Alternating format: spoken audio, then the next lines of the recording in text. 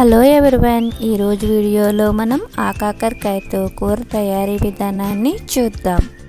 ఆకుపచ్చ రంగులో గుండ్రంగా బుడపలతో ఉండే ఆకాకరకాయలనే బోడకాకర అని కూడా పిలుస్తుంటారు. ఇవి అడవుల్లో ఎక్కువగా దొరుకుతూ ఉంటాయి.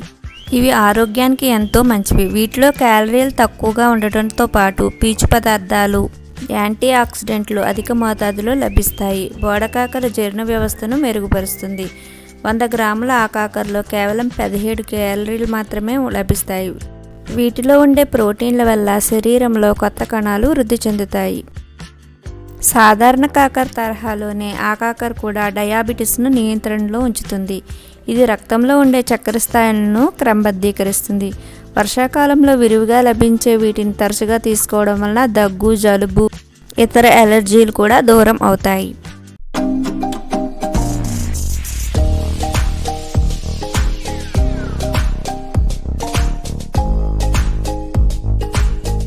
ముందుగా ఈ ఆకాకరకాయలను అరగంట సేపు వాటర్లో వేసి పెట్టుకోవాలి.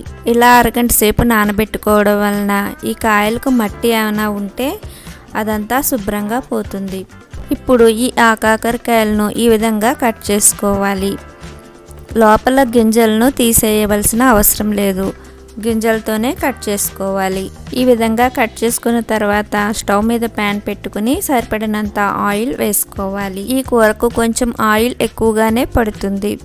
నూనె వేడెక్కిన తర్వాత దీనిలో 1 స్పూన్ జీలకర్ర వేసుకుని ఫ్రై చేసుకోవాలి.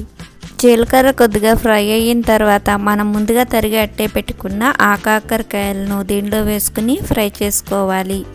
ఈ ఆకాకరకాయ మగ్గడానికి కొద్దిగా టైం ఎక్కువ తీసుకుంటుంది కాబట్టి మూత పెట్టుకుని మగ్గించుకోవాలి. ఇలా మూత పెట్టుకోవడం వలన మొక్క తొందరగా మెత్తబడుతుంది.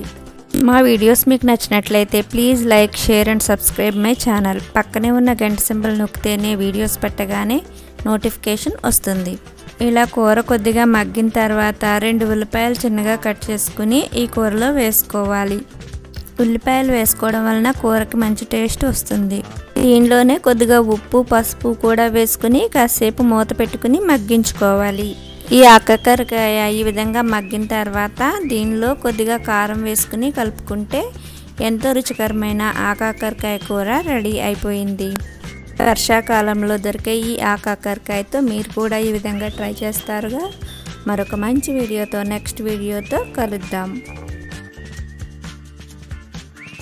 Thanks for watching my videos. Please like, share and subscribe my channel. Please click the bell icon for getting more videos from our channel.